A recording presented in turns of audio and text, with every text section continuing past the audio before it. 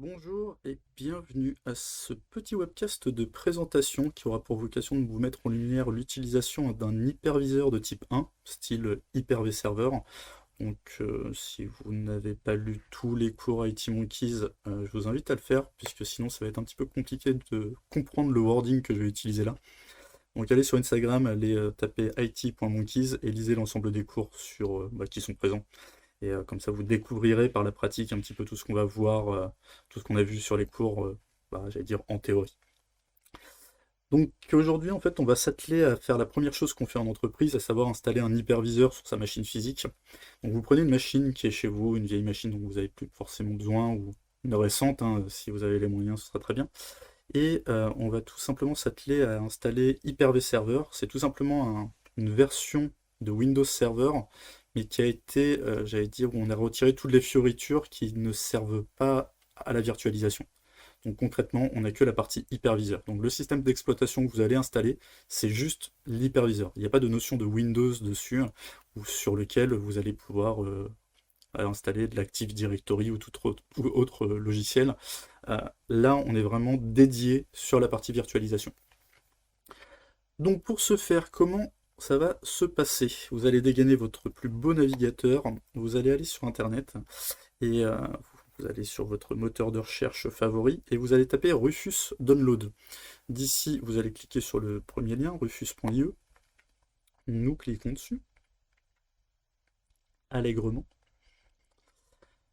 Et ici, vous allez descendre un petit peu, jusqu'à trouver le premier lien de téléchargement qui correspond à Rufus 3.13.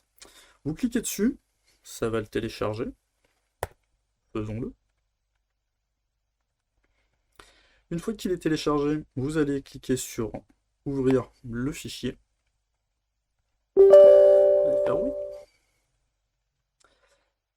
Et là, vous avez un magnifique, j'allais dire, écran qui s'affiche.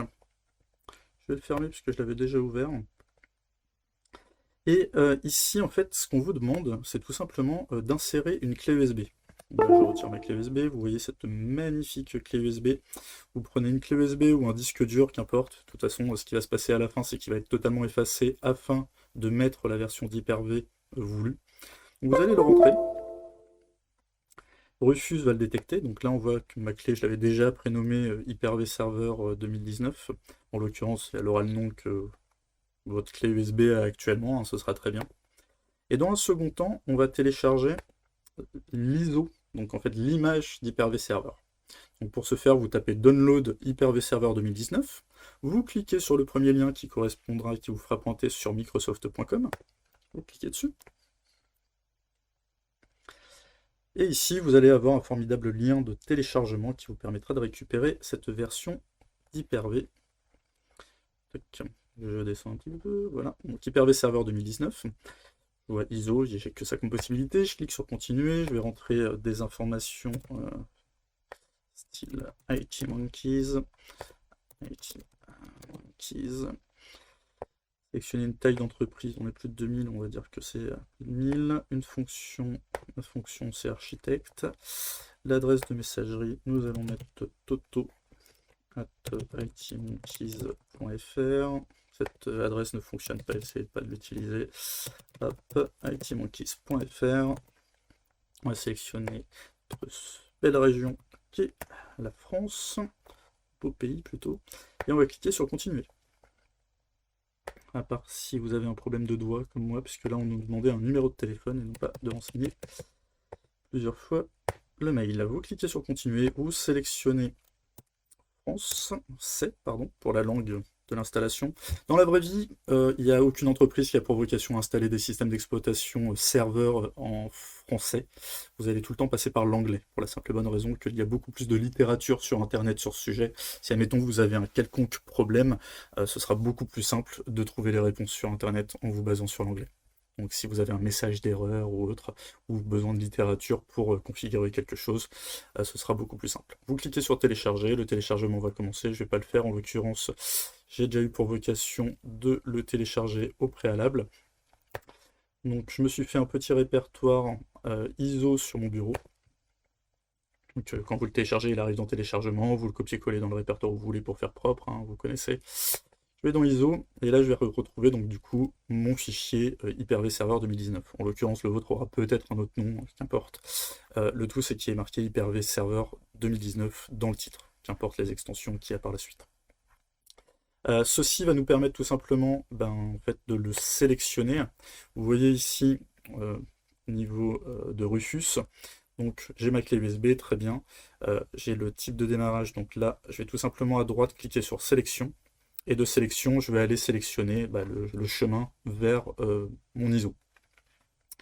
Une fois que c'est fait, je vais avoir donc du coup différentes demandes. Est-ce que je veux faire une installation standard de Windows ou du Windows to go? Je vais faire une installation standard. Là, j'ai le choix entre choisir MBR ou GPT. Alors, quand vous allez démarrer un ordinateur, donc l'ordinateur sur lequel vous souhaitez installer donc du coup Hyper-V Server, vous allez avoir une interface au niveau du BIOS.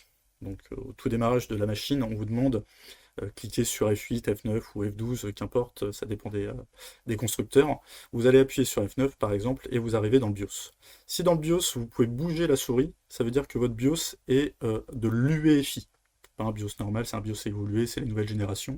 Et en l'occurrence, ce BIOS UEFI supporte le GPT. Donc je ne sais pas si sur le screen on le voit bien. Je vais cliquer là, tac, comme ça on voit GPT. Donc vous sélectionnez GPT, c'est le top, c'est ce qui va vous donner de la tolérance aux pannes par rapport à la haute dispo sur les secteurs de démarrage. Donc concrètement, on ne va pas rentrer dans les détails ici, mais ce sera beaucoup plus puissant d'utiliser le GPT.